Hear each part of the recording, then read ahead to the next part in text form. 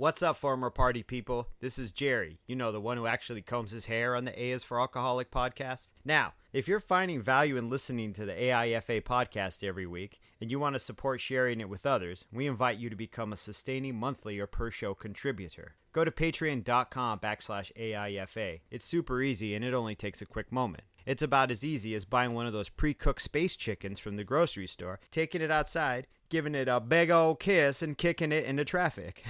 Why would you do that? Anyway, you do you, and I'll do me. Again, go to patreon.com/AIFA. And with that, people, let's start the show. A is for Alcoholic is a program about recovery. My name is John, and I'm an alcoholic. And my name is Jerry, and I'm an alcoholic. Join us as we go through the alphabet of alcoholism, one letter at a time.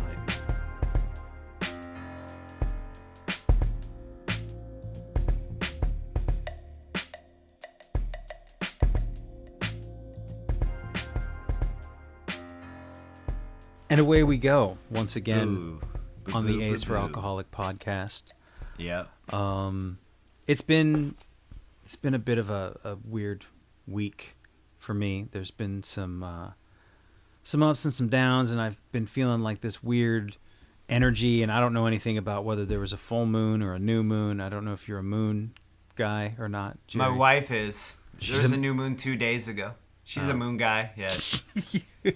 The moon, who were the ones on the Aqua Teen Hunger Force? The Moonanites. The Moonanites? The Moonanites, yeah. Yeah. I think, yeah.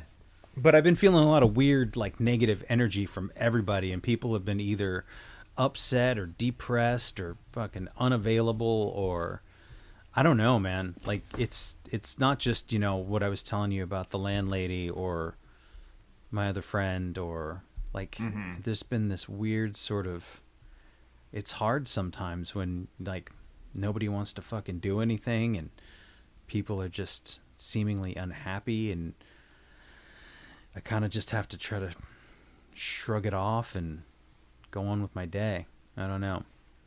Yeah. Fuck them. Fuck them.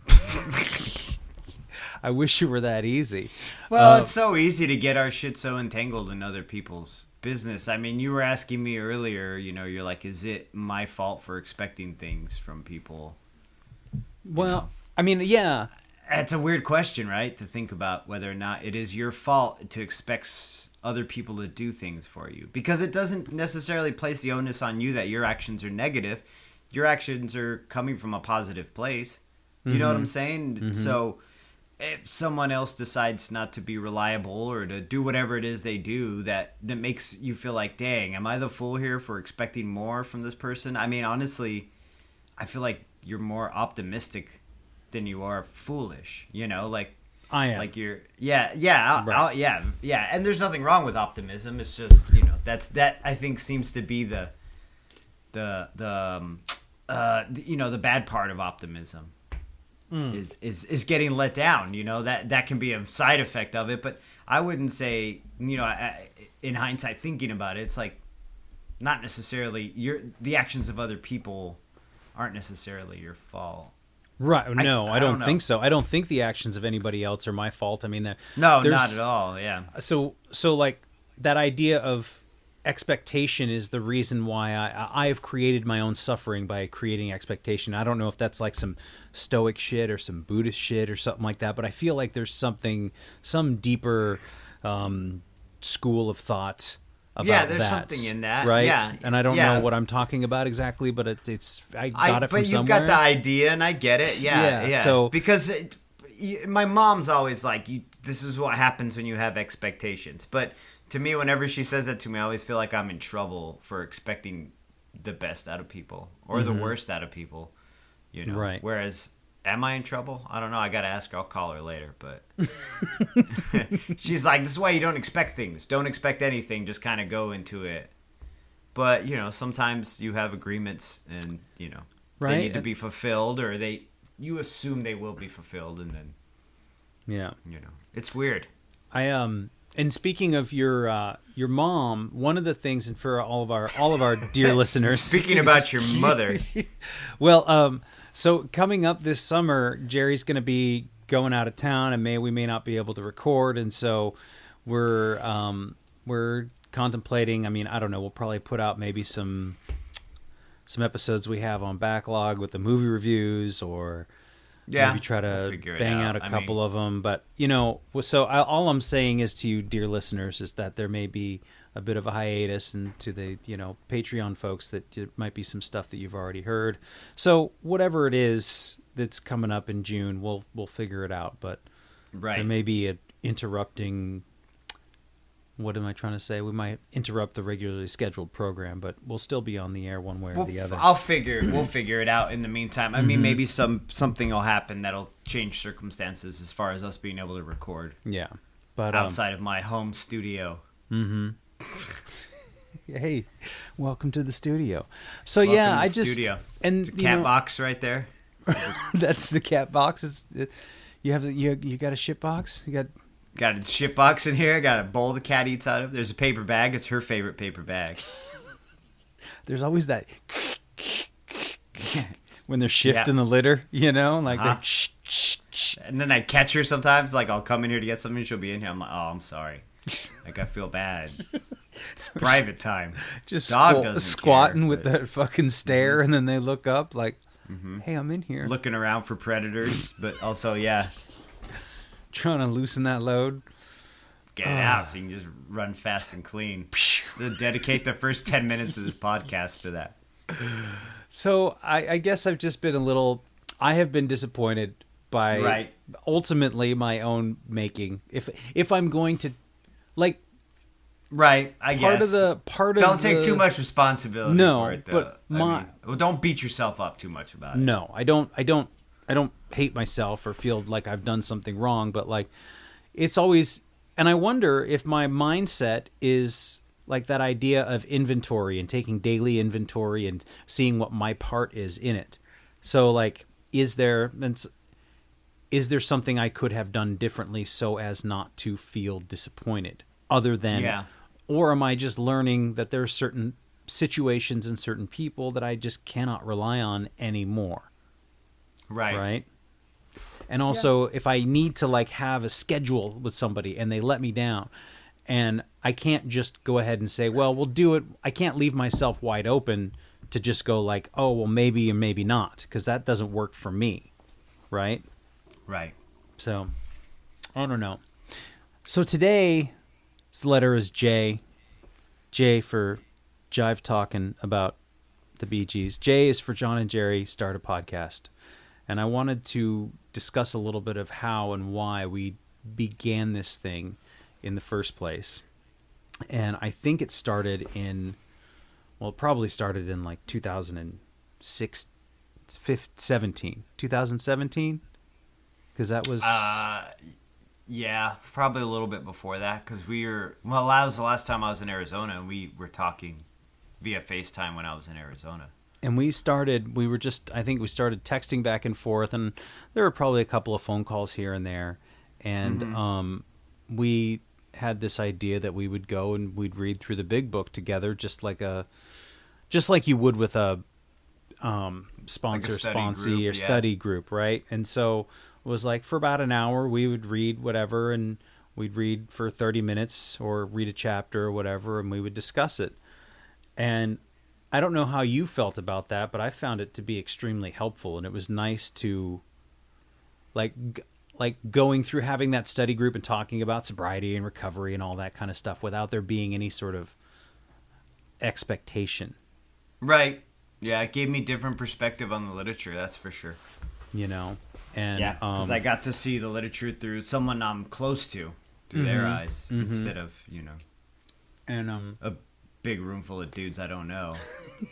which can be intimidating. It can be it can be a lot of things sometimes. But I think too, like, I enjoyed it because in this particular program that we are both in, they discourage crosstalk and feedback and right.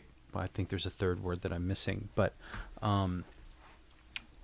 I kind of enjoyed that, and I liked being able to talk with you about things in a pretty frank and open manner. That it was like, okay, I don't really feel this thing, and I never felt when I was with my sponsor that I could say things like, oh, I don't know, this doesn't sound right to me, or I don't like the way this sounds, or this bothers me.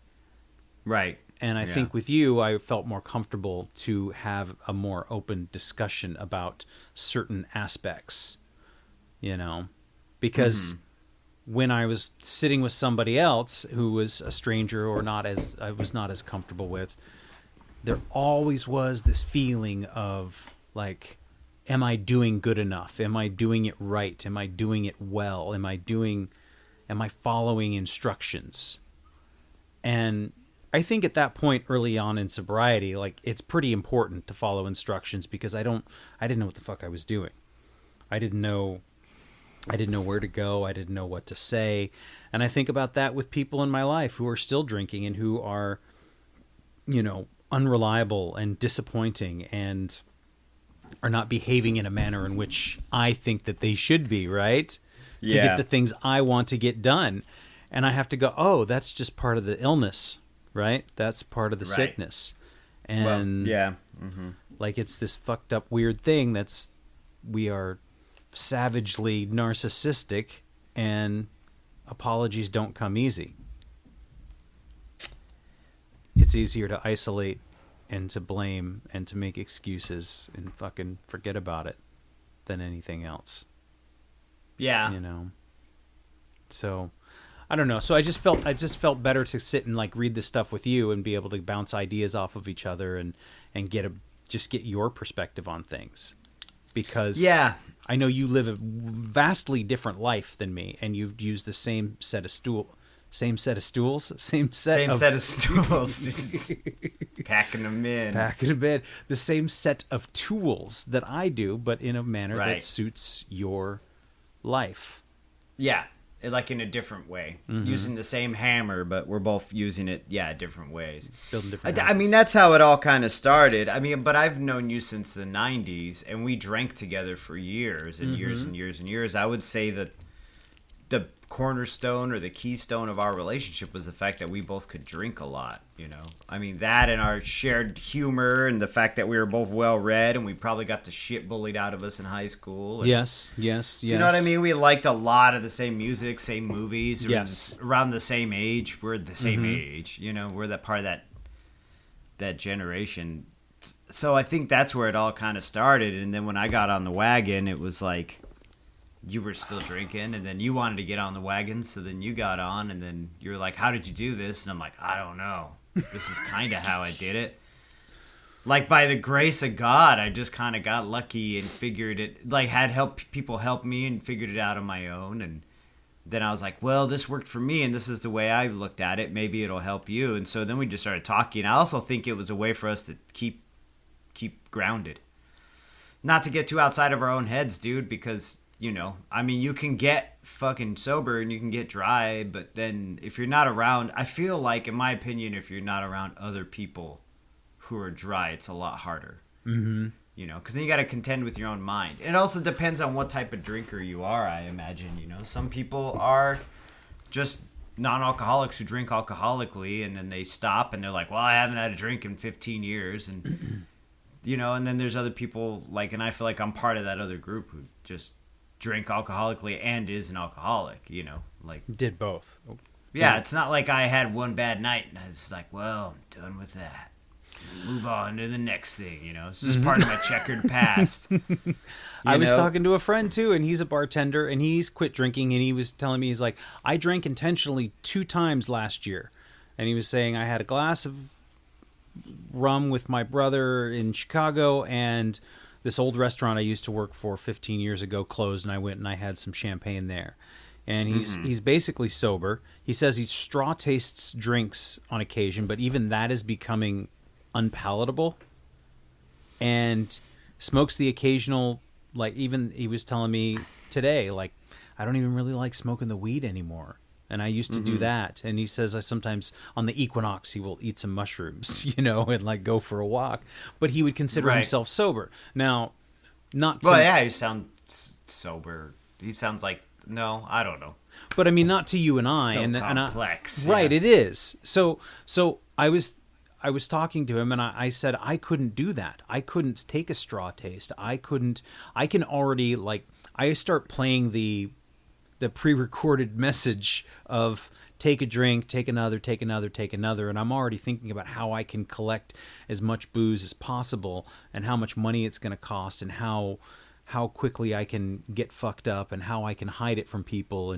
And to him, he's just like, yeah, I'm just not into it anymore. I'm so glad that I don't drink that way, because this is somebody who used to get fucked up. Right. And so I just think there's varying degrees of sobriety and varying ways of going about doing it. Now, I don't want to discourage anybody from getting help, but I also don't want to discourage anybody from doing it whichever way works for them. Right. You know, like I don't know. So I just know, well, you and I drank the same way. We were very much binge, let's go, let's black out. There's this compulsive thing we have that I think a lot of people don't. I know a lot of people don't have. And even people who drink alcoholically have hit a hard time and just went on a fucking multi-year long, decade-long bender. Mm-hmm. You know what I mean? And then they pop out the other side and go, oh, well, I'll have a drink every once in a while, you know? And it's not up to me to define your version of sobriety. Good luck. But also, you know, if you're flying my plane, I hope you're fucking sober, you know? Mm-hmm. I don't know where that aside came from. But, yeah. But I just feel like there's this compulsive nature that guys like you and me, and I hear in the rooms when people share, there's this compulsive thing, right? And it's just there. It's a fire. It's so hard to explain without just being so arty about it. But there's just, it's like me with the fucking Coke Zeros and the Diet Cokes, like, and you with the ice cream. We see these examples of it. You know, this compulsive kind of thing. This idea of I deserve this or I don't deserve this. I'm back on the Coke Zeros again, by the way. Don't relapse on that shit. You know, but 2 cans a day now. Right now. Okay. Not daily now. I'm trying my moderation. It sucks. Okay. Trying moderation.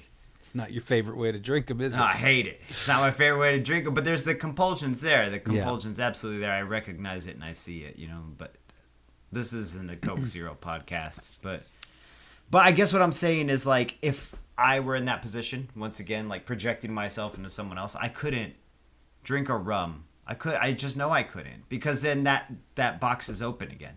Mm-hmm. You know, and I also tell people too, like, it's not like I drink one rum and I turn into a fucking alcoholic werewolf. Do you know what I mean? But it just opens the door for it. And once that door is open, like, the pattern comes back fast. Because I see it with other things in my life, you know? Yeah. Yeah. So I guess that would be one big difference is that there's some of us have this compulsion, and we know it. And then there are other people who don't have it, who are right. Who are not compelled by the sip of a drink or the occasional cocktail or whatever it is. And so that person may say, like, well, yeah, I'm pretty sober in that. I think what my friend was saying was that his version of sobriety is more, it's health related. And so he sees, right. Like, he went through some kidney stone shit, which is, he said, right. was the worst Well, pain. I mean, is he sitting with you telling you, hey, John, I have a huge problem with this. I have a disorder, and once I start, I can't stop. And this is something that, like, fucks my life up horribly. Or I just got really fucked up for a long time, and it was fucking my health up. Mm-hmm. You know, but not necessarily my relationship. You know, it's, like I said, it's so complex, dude. Like, all of our versions of it. Mm-hmm. You know? I mean, to me, it's not my job to judge whether or not you're... whether or not you're sober, you know. Yeah. Like, but you also can't come and sit next to me in a room and be fucking coked to the gills and tell me you're sober. Because I'm going to be like, no, you're not. But congratulations for being in the room, though. I'm glad you're here. Mm-hmm. Keep coming back. But no, you're not. But no, you're not. If you're asking me my opinion. Yeah. And so, so there's no judgment in it, but I would not be able to behave in those same ways. Like, I don't think either of us would. I don't think I could. I don't want to. I don't want to. No desire. It sounds pretty fucking foul, actually. Like the level of drinking again. Yeah, it just sounds gross at this point. I just sounds imagine like it requires a lot. A lot. Well, going down to your local pub. We say this a lot, you know. Yeah. Sitting in a dirty ass place in a dark room with some other fucking weirdos and skexies who are, hey, yeah, how's it going? Maybe not. I mean, these are dark crystal, man. Dude, it's just, but it's like there are people who say that they have done ayahuasca and it has relieved them of all of their addictions. People who are like junkies go and have this ayahuasca trip, and then all of a sudden they're like, I'm cured, and it's opened my eyes. And man, I listened to part of that podcast the other day too. Did you? And what do you? Yeah, and I like the point they had made where he had said, where Ritual had said, that's great. Like, I'm glad it helps you, but if you're fucking smoking DMT once a week, you know what I mean? Like, it's a habit. It's a habit. If you're taking ayahuasca, you're taking it all the fucking time. It's a habit, That being said, I don't know, man. I've talked about psychedelics before, and my opinion on it is like, to me, it feels like you're not doing the work. Mm-hmm. Do you know what I'm saying? And that's just my opinion. And people can do psychedelics all they want, but I think it's a fucking part of me feels like you're just taking the elevator instead of the stairs. Because you can do the same kind of work through tons of fucking disciplined meditation. Do you know what I mean? Well, yeah, but I mean, but journaling ain't gonna help you see the crystal elves that live on the other side of the fucking magical portal door or whatever horse shit. Right. And that's fine. I mean, I don't be really negative about it, but I just feel like you can get to that same enlightenment through tons of hard work, or you can just do it the American way. And it's not even really necessarily American, because the natives for drinking fermented fucking mushrooms, that's where it comes from, is like South America. Yeah. But you could do it the fast way, drink that shit and be like, man, I'm enlightened, But who am I to discount thousands of years of fucking culture, right? I mean, maybe the Jaguar people of the fucking Mayan region, the Mayan Jaguar people, maybe if they had discovered meditation, they wouldn't be drinking ayahuasca. Who knows, man? Maybe. I just can't imagine doing it. I mean, not now. And not that I don't have issues and problems and all this stuff. And I don't know what level of desperation it takes to get to that point. And I don't know how people have come to find ayahuasca and go on a trip. And do I have to go to South America, or do I just have to go to, Los Angeles, Southern California? Yeah, pretty much, yeah. And I've always really resented that, and that's something I have to work on, but I've always resented when they're like, you should do mushrooms, that would help you out. And I'm like, you should go fuck yourself. How about that? Mm-hmm. Well, because that's condescending. Like, I don't need, maybe I should tell you to not do mushrooms. Mm-hmm. And then all of a sudden I'm the jerk because I'm unenlightened. See, it's a hard resentment of mine, because I get it a lot, actually, where they're like, you should try mushrooms. I'm like, I did try mushrooms. It just made me want to fucking drink, so I wouldn't feel like I wasn't on mushrooms anymore. Like, literally every time I tried mushrooms, I threw up. I felt really fucking scared, and then I drank a bunch of whiskey, and then I was drunk and high on mushrooms because I didn't want to feel high anymore. Yeah. Same with LSD, man. Just didn't want to feel high anymore. I'd be too afraid I would have had a bad trip or something. Like, it would happen to me again. Now I know I would. Yeah. Mm-hmm. They're like, well, that's something you need to learn about yourself then, huh? And I'm like, No, I make that face too. The listeners can't see it. It's like a fart in an elevator face. Where I'm like, I got shit to do tomorrow. I can't. So I think that the podcast was basically, I think too, it was just a way for us to reconnect, because I know that in that year, and even before then, we lived in different states. I remember having conversations with you where we were both drunk, and then we would FaceTime each other drunk. We were already doing a version of this podcast drunk. That's true. That's right. With no record. It was you and me and Walter. That's right. And it was like the Walter and John show, and you had for some reason on your wall, Walter had two ties, and he hung them up on a hanger above I forgot about that. His bed, which was your couch. And you guys would smoke cigarettes and drink, and we'd all smoke and talk. And his backdrop was just two shitty neckties. Oh, there was like a Slytherin tie, I think. Yeah, and you'd get mad at him and like chew him out, or he'd get mad at you and chew you out. And then me and Megan would sometimes it was me and Megan FaceTime, but usually it's just me, yeah. So we were already doing the drunk version of this, yeah. God damn. Yeah, so we lived out of state. We were doing the drunk version of this. Mm-hmm. We were hammered. We would get hammered because basically I think you end up... we're always looking for somebody who we can connect with. So when you're drunk and you both drink a lot and you drink late into the night and you drink heavily, you are connected, or try to be connected to those people who have the same habits, so that my shitty behavior will not be that you won't be upset or you won't be angry. You'll excuse my shitty behavior because of your shitty behavior, and we just kind of excuses. Just cancels each other's out, right? I just run in tandem with you, like I'm doing now. We're just two fucking sober guys who work out now instead of two shit-faced guys who are smoking cigarettes. You know, with my daughter in the other room sleeping. Right. Yeah. So I forgot all about that. We totally used to do because I was in Arizona. Yeah. Mm-hmm. And why? My big question is, you had closets. I don't understand, why would you hang your ties from a hanger, an attack in the wall? Like, there was a closet. I've been to your house. I've seen the closets. I don't think he was the only closet in your room. Closet with me. Wasn't there a coat closet? Oh, there was no coat closet. Maybe, I don't think there was a coat closet. So he would like have, I don't know, stacks of fucking shirts. Sense. Yeah. I don't know, man. It was again this low level of living that we had no problem with. We had a sectional couch where the whole sectional couch didn't fit in the living room, so part of it was in your bedroom. But then that part had no cushions on it, so you just kept all your shit on it. It was that whole situation was wild. Well, when you put it that way, just take the cushions off. It's like a big hole in one of your walls too, like a body size hole, and I'm like, where'd that come from? And you're like, I don't know. I fucking elbowed it. Do not know. Yeah. But it was like the whole size of a body. Like, it was just this giant hole, and I'm like, what'd you do? And you're like, I don't know. And I don't know. I remember I tried. I'm like, holds water. Yeah.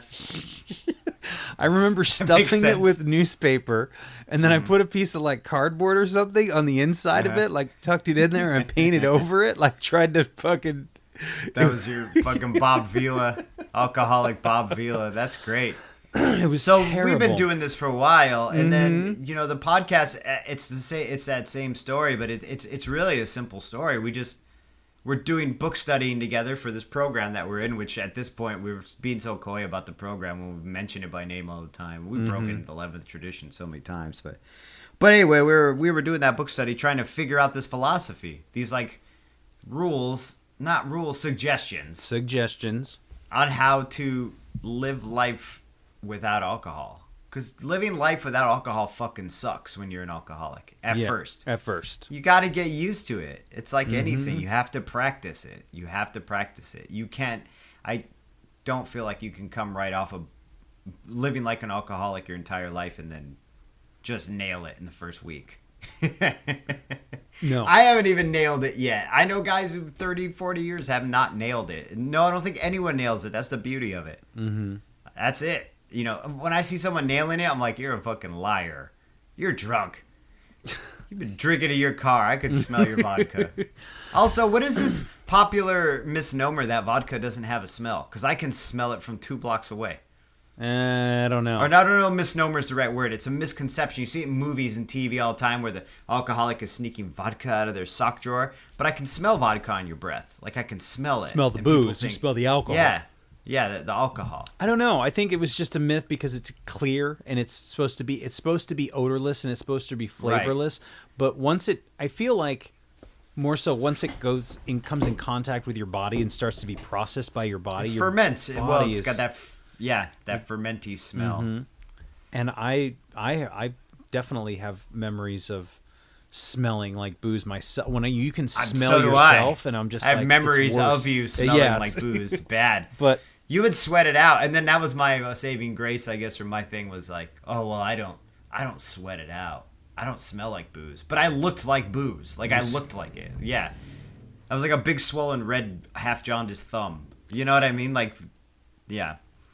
It's true. It's fucking true. It's like you said, you don't get it right away, and that's such a it's such a good point because thank you. It's true. Well, it's because it's so easy, and even when I 2015, so almost 5 years ago, was trying to get it right away, and I was in such turmoil and pain and confusion, so much confusion, it's heartbreaking. It's heartbreaking, dude. And wanting to be excited and I'd send you those text messages on Sunday morning. ODAT, man, one day at a time. I'm getting all excited, and it was so sweet, but I was also like, this dude's fucking crazy. But it was sweet though, like. But you wonder why, those early sobriety people just like sound fucking crazy. But like, when you're clinging to the raft and you're like, anything works, right? Yeah. This will work, right? Yeah. And it's like, I remember it. I don't ever want to discourage anyone. And we're still wet, you and I. We're still wet behind the ears. You know what I mean? Like, we're young. Not that any measure of time necessarily, you know what I mean, makes you any more sober than anyone else. I'm just saying I'm still... Anyway, I didn't mean to interrupt you. It's just... I don't want to sit here and talk like an old gunslinger when I'm like... Dude, I remember it, like very fucking clearly. Correct. Which is good. Correct. I would agree that there's still a lot of work to be done, and a lot of this is not like, it's not like, oh, I just need to fill out the worksheets and I'll be finished. And some people can blaze through it, and some other people take their time, and it's just this idea of progressive change. And to me, it doesn't always. I'm not just filling out forms. It's not a stack of forms I need to fill out, and once I get to the bottom, whether it takes me 3 months or 3 years, I'll be done. It's this every single day. Creating a habit, whether the habit is just making my bed in the morning, which that's something that I do that I didn't used to do. I didn't give a fuck. I mean, I used to sleep in dirty sheets, no sheets, pass out on the couch, on the floor. Yeah, absolutely. And this was a fine way of living. This was whatever, man. Hey, man, I'm on the edge. I'm on the fringe. I'm an artist. I'm gonna be a writer one day. One day you'll see. You'll be sorry when I get lucky. I'm just working on my writing. Right, just research. I'm just out there creating stories. Just writing a whole story about the bottom of this coffee table. Mm-hmm. And I think I do have a fucking poem about cigarette butts and anyhow on a coffee table, but it's like it's not interesting. I have to go see if I can find that and see if it. Yeah, post that up on the Instagram page. Give these people some inspiration there. Yeah. So it's that you're right. We're not old hats. I would say that I'm much better off than I was when I first started.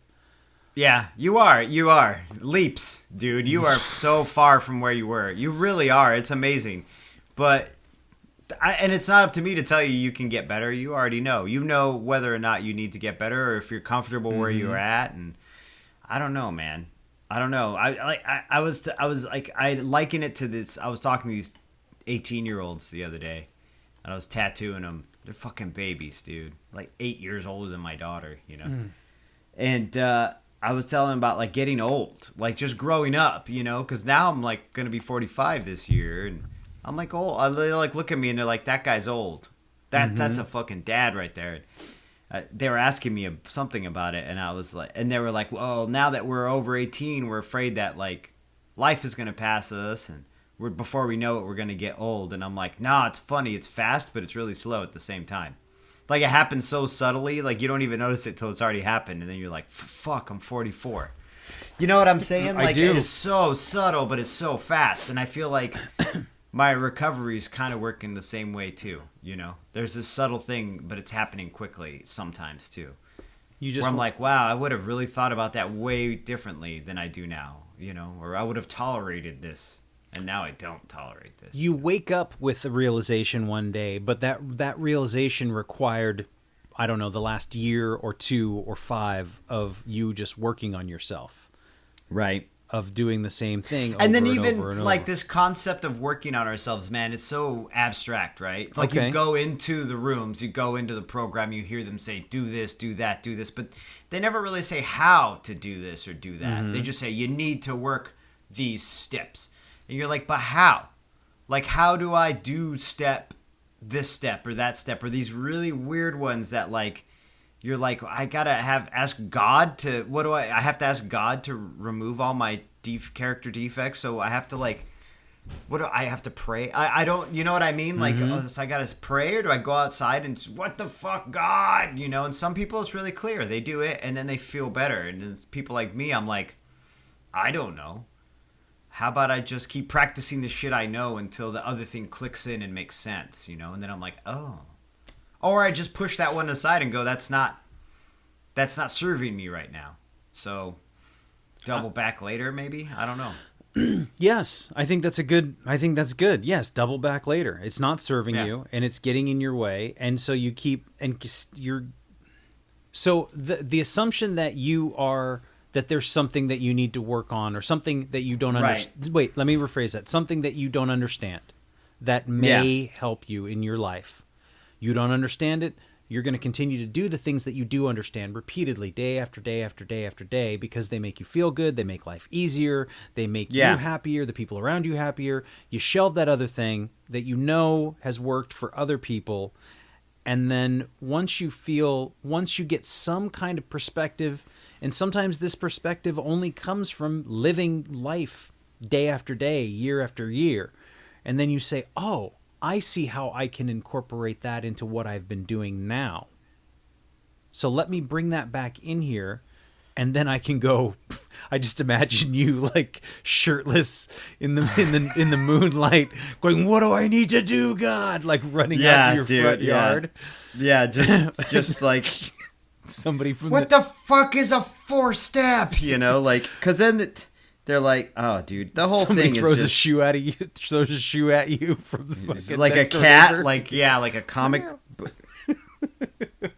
So, I think that's a pretty good way to put it. Right, like how I don't want to get too deep into this shit because of the thing, but number 6? How do you ask God to remove your defects of character? How do you? Like, that's what I want to stand up in a meeting and say. Like, how do I ask God? Do I pray? And then if I pray enough, then God is like, my version, my higher power goes like, bink, it's gone now. Good luck out there in the world, you fabulous unicorn, or what? Like, what do I get? Like, how do I get it to work? Or is it surrender? Because there's a lot of shit. I mean, if we're getting down in the literature, there's a lot of shit on surrender too, right? Because my version of higher power was always surrendering to the bear, or whatever. Right. Just surrendering to something that I cannot control. Because if I walk around my entire life thinking I can control things that are outside of myself, I'm fucking super mistaken. Like, and that's a dumb idea. It's so entitled. That thinks the universe revolves around you. That's like that theory that everything is made for me. Everything's not made for me. These people are all living their lives. There's some other dude in 2 houses down doing a fucking bourbon podcast. You know what I mean? Like, he's got his own life, So I guess what I'm getting at is like when we talk about, I guess my roundabout way is when we talk about doing work on ourselves, and your explanation is way clearer than what I've gotten in the past. Not from you, just in general, like in the recovery community. I don't like these to be these podcasts where I come down on the program, because the program, I owe everything to the fucking the program. I do. I couldn't have done it without using the program. But sometimes I'm just like, huh? I think it's okay to be confused. But yes. Also, and I'm not resentful of it. But I was going to say also, like, when we work on ourselves, it's kind of a big idea. Do you know what I mean? It's kind of a really vague, big idea. But you and I understand what we mean by work on ourselves. And you explained it. Like, you take these tools that you've learned, these kind of skills. You're like, okay, this is the part where I don't get pissed and call them a cunt. You know what I mean? Like, don't call them a cunt. It's not their fault. You need to drill that in your brain. It's not their fault. They have whatever this or that or this. They have an illness. Like, so-and-so, I live with so-and-so, and they're drunk. They have an illness. They have a fucking illness, and they're sick. Like, if someone had, food poisoning, was vomiting all over my house, I'd be like, go outside. And I'd probably be annoyed that I had to clean up the vomit, but I would also have some empathy that I'm like, you're sick. You can't help it that you're vomiting. That being said... I don't want to also... It's a weird analogy, because if you have an alcoholic running around your house punching everybody in the face and breaking your windows, like, yo, get that fucker out of there. You know what I'm saying? There's still boundaries, yes. There can be... You can have boundaries around someone else's illness. That's fine. That's more than and fine. Don't listen... I would even say it's so funny, it's counteractive to the podcast. I'm like, don't listen to my advice. I have awful advice. Well, I'm not asking you for advice. I'm just asking you for your... I'm talking to the listener. Right. No, I know. But as a listener, as I'm going to stand in for the listener, I would say I'm not asking you for your advice. I'm not reaching out to you. I'm listening to you for your experience. Right. And then I'll take that. So like that, I mean, that's a good thing. Like if I'm going to ask a higher power or a god or a fucking luck or fate or the cosmos for something, like how do I ask for it? Well, Right. I think it starts with just maybe saying it out loud and writing it down. And writing it down for me has been something that's been really helpful. And this is something I got from a book called The Artist's Way, which I think is really awesome. I think it was written by Martin Scorsese's wife. And she's so it's all about, I don't know why I had such a visceral reaction to that. I was like, it's very weird, right? What? Yeah. It's a weird thing because Yes. it's this very artsy, book about As reinvigorating Scorsese's wife, and reopening your artist's potential and all that kind of stuff, which sounds totally corny and hokey, but I found it really helpful. But the thing that stuck with me the most from going through that book and the workbook that comes with it, so there's homework involved, so you'll love that, but is that I write the pages in the morning, right? So I write 3 pages. I get a regular ass notebook. I write 3 pages, even if I just talk about how, I didn't make fresh coffee and I just drank whatever was in the pot from yesterday. There's a squirrel outside. My leg hurts, and so I just write 3 pages worth. So in part of to fill the pages, that's when I started writing down the prayer for the morning, was that I would say, what do I pray to God for? And I would say, God, help me to, and I try to make it for somebody else or about somebody else. Right. It doesn't I try always, that too. It doesn't always feel the best when I say, dear God, can you please make me happy today? Can you give me, God, can you help me find money?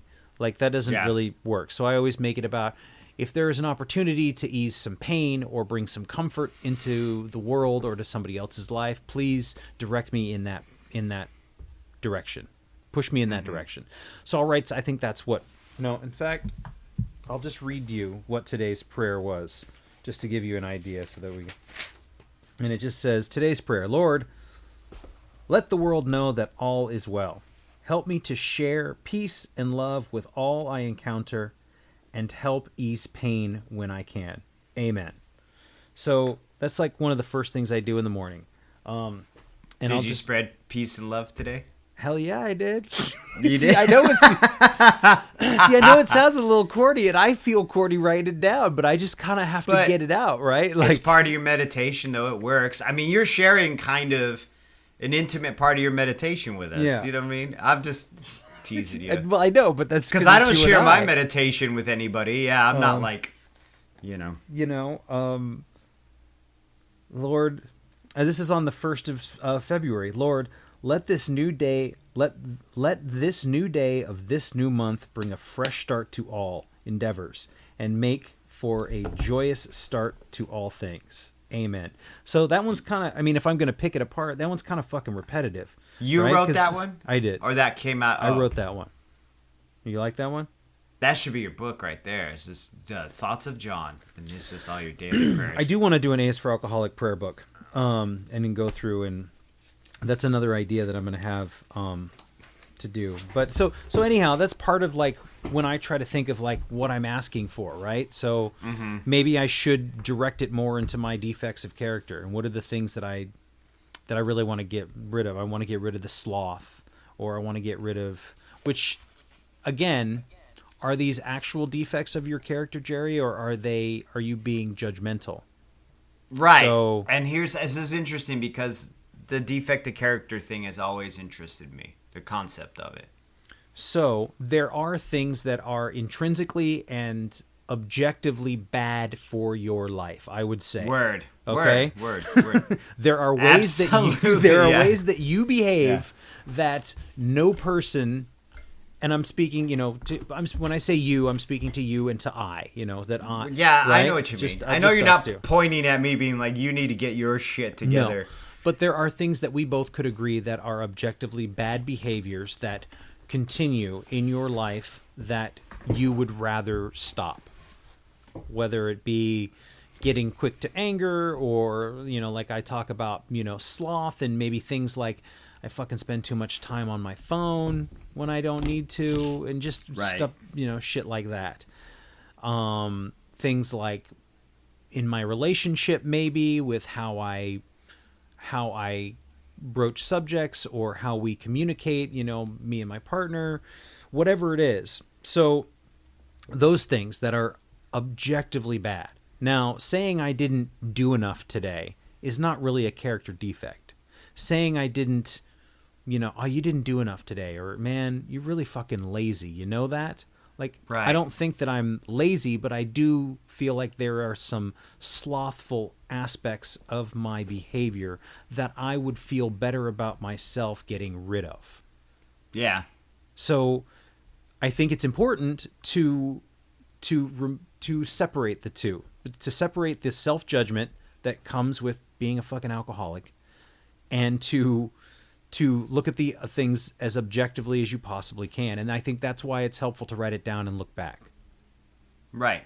So I still think if you feel the need to run out in the street and fucking scream and yell and like do it on your run, man. Like, you're running. You can say all kinds of shit out there and nobody's going to stop you. You're running, It's well, not like it's Eugene too, so that's just normal. Some dude saying wild shit on the fucking trail.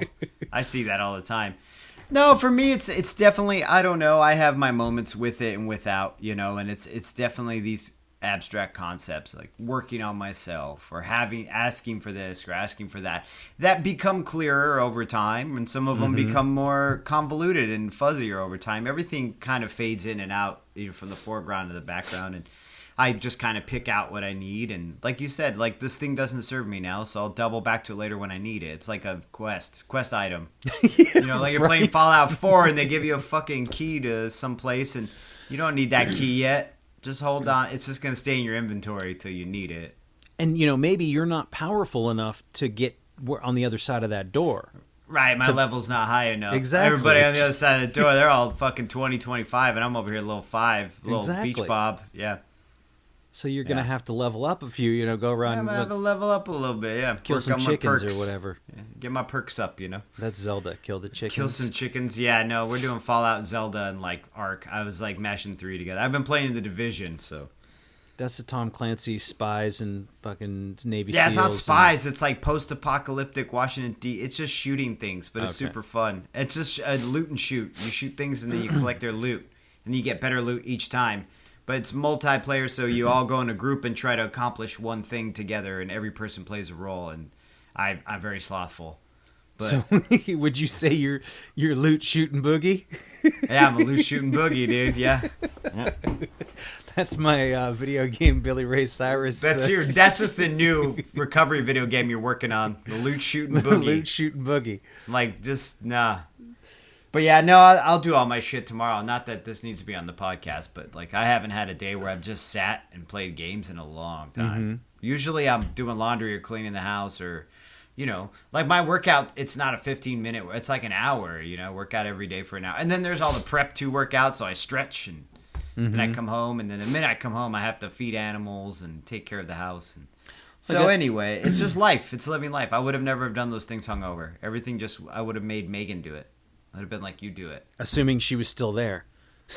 You know what I mean? If she wasn't here, I wouldn't be in this house. I would be in some shitbox apartment, and it would have gotten worse and worse, Because I kept house pretty good for a while there, but it just got bad. It just kept getting worse. Yeah. So I think that's to kind of answer the question. And I agree with you, because to hear that sort of, you got to work on yourself. Like, what the fuck does that mean? What does that mean? What does that mean? So clarification's always good. I think if I was out there, I know that I'm out there in the world sometimes, and I hear things in the recovery circles where I'm like, what the fuck are you talking about? Like, more will be revealed.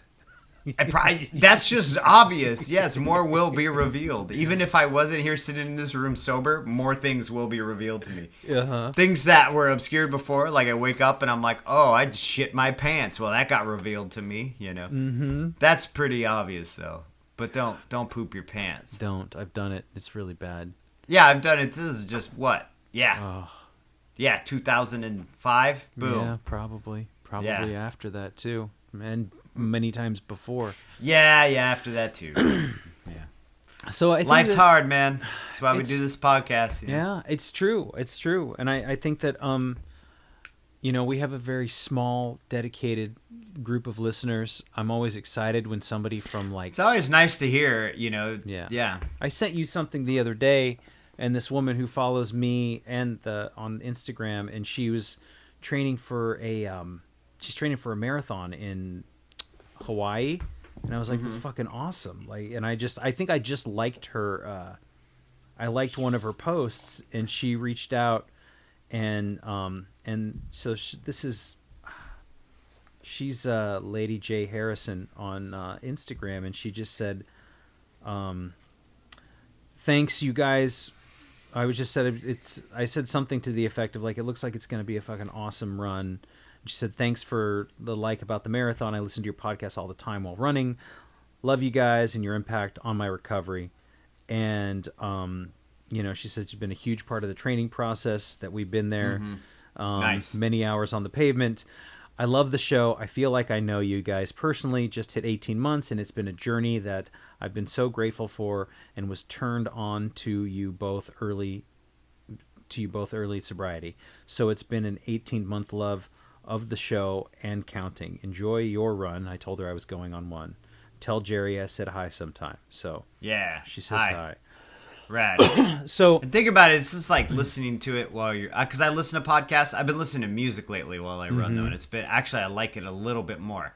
Yeah. But yeah, you're out there running, like you're on the trail. Like I'm on the trail, and I'll look down a quarter mile and be like, okay, I'll stop running when I hit that yellow crosswalk sign. That's when I'll stop running, and I'll just kind of walk. And then I'll hit the crosswalk sign and be like, I'll stop running when I hit that light pole. You know what I mean? And keep pushing it. That's what you got to do, Lady Jaye. that's that stop sign, blast through it. Look both ways, though. Look both ways when you're crossing the street, because people are dumb as hell. That's that interval training. Is that what it is? That's what it's called. Interval yeah. training? It's called run, walk. It's just called I get tired. My lungs get hot. Well, I get a stitch. I told you what it's technically called. It's technically called fart lick. Fart licking. It's a real thing. You fart lick. Fart, but it's like FAHRT. No, it's FARTLEK. Oh, okay.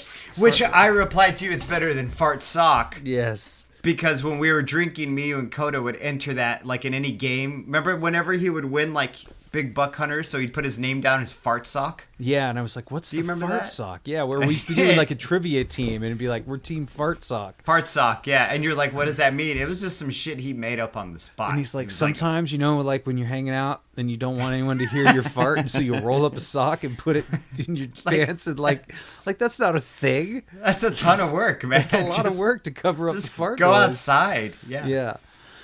Go outside.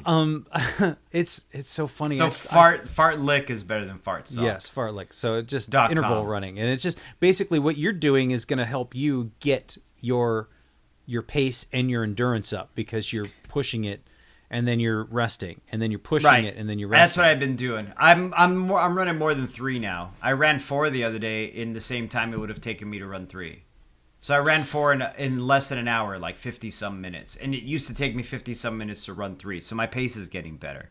But the problem is I don't run every day. I run 2 days a week. Because I like lifting weights a lot. Right. And then I have 2 days of rest. Because if I push it too hard, I get really sore and my groin muscles really bad.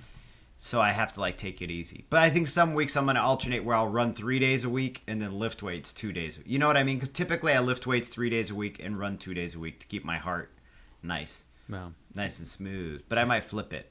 It's don't hurt yourself, man. There's no. Nah. It's one thing to push through a little bit of pain, I think, but it's another thing to put yourself at risk for any sort of injury, because that will just shut your ass down. Do you have a Spotify? You have a Spotify account now. I do, yeah. Do you have a running playlist? It's on Apple Music, but I guess I could... Oh, it is on Apple. No, you've sent it to me on Apple, but I tried to make it on my Spotify, but it was a real pain in the ass. Well, I've been running to Iggy and the Stooges' Funhouse. It's a good fucking album to run to. Okay. It's short, though. Most Iggy and the Stooges shit is pretty crazy to run to. Well, I look up jogging mixes, and they're bad. They're really bad. They're really corny, hokey, fucking dance remixes of songs. Yeah, pop music. So now I got to go through and curate. And I hate making playlists now. I used to love making them, and now I'm like, oh god, really? Well, I used to do like with cassette tapes where I put like little skits in between, and I would like, you know, the whole like you'd hit record and then rewind. You're like, fuck, I missed it, and you'd have to like try to get it exactly, and you'd go, and I'd be like hitting record, like you do it a dozen times to get the exact spot, you know. And you're trying to get a girl to hook up with you, so you basically make a really good mixtape. Basically, and you'd be like, this boy is so smart and sensitive. And look how much time and effort he put into it. But right. Maybe I will switch it over. I'll spend some time and put my running playlist because. Well, I would hate for you to go through all the work and effort. I was just curious if you had one. Well, I might just make about my it own, but because I've been thinking like I'm not really happy with the Apple necessarily. I mean, it's been fine. It's just what I started with, and because I had iTunes and all that shit. But Spotify has a lot more. Not that this is a commercial for Spotify, but I feel like there's a lot more going on, and Spotify will allow small people who just do random songs and stuff that I can find there, rather than it being just everything that BMI puts out or whatever it is. Spotify has shit from a punk rock band I listened from Sierra Vista, Arizona, that I used to listen to when I was 16. Like that's on Spotify. Like someone uploaded that to Spotify, and Spotify was fine with it, whereas Apple would be like, no. You can't. No. Yeah. What the fuck is Malignus Youth? I'm like, only the best punk rock band in the late 80s to come out of Sierra Vista, California. Thank you. So, did I tell you that Casey's running a fucking 50K on Mount Hood? I forgot. That's great. That's crazy. That's 30 miles. That's fucking wild. That's so wild. Send a chopper, man. Good for him. I'm proud of him. That's crazy. I can't even do 5 yet, so that's great. Well, I'm up to 4 now. We'll see where I get. It's fun. I'm having fun with it. Yeah, that's he's probably having fun too. I mean, if he's like, yo, I gotta run 30 fucking miles, he's probably having a blast. Yeah. So, but it was just who knows? He sent me the link, and it looks gorgeous. Not that you're spending much time looking at the environment. No, try not to die the whole time, I imagine. Basically, Maybe. after the first half of it. But yeah. So I think that one of the things too with this podcast and talking with you, and not just about the recovery and friendship and connection, which was on that last Rich Roll one. That was the big theme that everybody. Yeah, I gotta finish it. I'll finish it tomorrow when I'm folding clothes and shit. I think those guys are great, and I think that anybody who's interested in various ways of getting recovery and being recovered and looking at alcoholism in a different way and quit drinking is that one in particular is really good because there's 3 different perspectives on it. Right. Do you know what I mean? So yeah. You've got Rich Roll, who, if you don't know, he's like it's not, I don't want to say self-help guru, but he's a great podcaster who brings on a lot of cool, interesting, high-minded people. Right. Mm-hmm. Right. Mishka Shubali, who's a sort of down and dirty dude who got sober on his own, and he's a tattooed punk rock comedian guy. Wrote a couple of books. He's an English professor at Yale, isn't he? Creative writing professor. Yeah. I want to go take his class one of these years. I don't know what it's gonna He'll take. be all scared of you, dude. You're like in his orbit.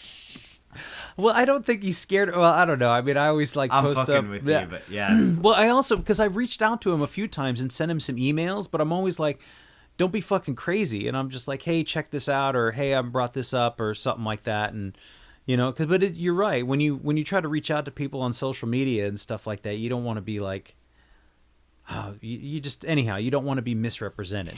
You don't want to misrepresent yourself. Yeah. And who's the third guy? James? His name is John Joseph, and he was in a band called the Cro-Mags. I never got into the Cro-Mags, but me neither. They're fucking hardcore, though. They're punk rock. They're hardcore punk. I have a book that I'm going to start listening to here called the PMA, which is the Positive Mental Attitude that he wrote. Yeah. He was a Hare Krishna for a long time. Yeah. And he also did a cookbook, or he's got another book I got to find out called Meat is for Pussies. Yeah. Because he's hardcore He's vegan. a hardcore Lower East Side fucking New Yorker, dude. And you can hear it in his voice. Old school, yeah. Every other word is fuck this. I remember the Cro-Mags were like fuck a force, like So he's an Iron Man vegan dude.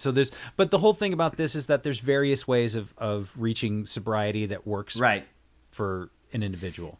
And despite our last Triple F podcast or Fun Food and Fitness or whatever the fuck that was, you don't have to work out to be sober. You don't. It's just it's honestly a hobby that John and I have taken up in recovery. But you don't need to. It doesn't hurt. It doesn't You'll feel hurt. better. But I mean, don't. I would hate for anybody to listen to this and be like, "Oh, they're talking about fucking working out again." Gee, it's like I said, like me and when I used to listen to Joe Rogan, he started talking about MMA, and I'd be like, "Oh God." Yeah. Yeah. Well, I will only say that it's a hobby that, one, it kills time, so which is something that I think is really Well, it feels good too, it man. feels I got good. a little high like I'll get runner's highs. Like I really will. I'll feel like all is right and feel like this weird sense of not like euphoria, almost like contentment, like just from that dopamine hit, you know. And I'm like, oh, the world's not a piece of shit. That's great, you know. Like yes, yeah, and I'll be buying groceries, floating for a minute, and then I'll come back and it just feels good. Like it feels good to use your body for what it was meant for. Yeah. Which was to keep moving and doing things, and it feels good. I'm out there running about 20 minutes into it. I'm like, this feels right. Like this is what I should be doing, you know. So yeah, can't wait for the weather to get better. I'm gonna be a shirtless running dude. All my loose skin flapping around. I'm gonna make it real. I got about 10 more pounds. But you know, so here's the other thing. You know where the fat goes when you're losing it is you breathe it out. So the harder you breathe, the harder you push yourself, the more fat you're burning. Really? So that's where it goes when it goes away. I did not know that. Yeah. But you just lose weight by hyperventilating. I mean, I think that I may be oversimplifying the science. I think so too. But that's all right. It's a hard science, folks. It's a hard science. So yeah, I mean, I think that this whole thing, this whole endeavor was born out of really wanting to be close to you and be in a connection with you. And like, I was like, oh, well, our friendship used to be really close and great, which in a lot of ways it was, in a lot of ways it wasn't, because it was self-destructive, dysfunctional, and on a path to death, and you know, or at least disease, and in many, many ways, pain and suffering, and we would commiserate in that way. And I feel like now commiserating on things that are positive and feel good and make me fucking happy, and I'm like, oh wow, I really want to share this thing that happened to me, or I'm working on this other thing, or I kind of got this problem, what do you think about it? And you know, right listeners will, you know, Jerry will, you know, sometimes be a little like flippant about things and be like, I don't know, fuck them, but you know, don't listen to me. But then you have other insight that because I'm stuck behind my own eyes, I can't see it. Right. And you're like, well, maybe that's not the way to look at it. And I'm like, oh fuck, yeah, you're right. It's not the way to look at it. I get a similar thing from you. And so you seem to have gotten more gentler and calmer in your recovery. Well, yeah. So when I'm in my fuck him in the face mode, yeah, you'll be like, well, you know, and then I'll be like, you know, he's right. I need a pause here. Yeah, you're right. Just pause. Yeah. So yeah. What is the weather like there now? It's cold, huh? I think today the high was in the like 50s, and it was sunny. It's cold. It was cold as fuck last night. I slept with socks on, which that's weird. That's real interesting shit, but that is weird. Yeah, because it's 51 right now. Tomorrow will be 59. Oh, well, I guess. But it's just wet and rainy and in the 50s. We're hitting the 60 once, I think, in the next week, 10 days. So we'll see. Well, once the sun comes out, man, you're gonna be out there. I run in the cold. I ran in like 29-degree weather the other day. Fucking hardcore. That's not. I need to be out there, or I don't know. Or you're cranky and fucking irritable, restless, and discontent. Yeah, I know. So I have to be out there. Yeah, it's crazy. Tomorrow, I'm running tomorrow. So yeah, me too. I got to go meet some guys at fucking 9 a.m. So now there's people that are relying on me, you know, to meet up and go and do. And so I mean, I think that's. I'm not saying that you're hosed, man. You're hosed. But it's helpful to go running with another person. I mean, when you get there. But we'll see. Yeah. But it's just about the whole. So the whole thing is connection, right? So that's the whole reason we started this podcast. It's why we continue to do it. How long will it last? I have no idea. But you know, at least through next week. Yeah, that's for sure. I mean, I got one more. Got one more in me. Thanks again for listening. Our music, as always, is by Neglect. You can find more of his stuff at neglect.bandcamp.com. And you can find us on all social media platforms that matter: Instagram, Facebook, and Twitter. And you can reach us at aisforalcoholic@gmail.com. Talk to you later. Yeah.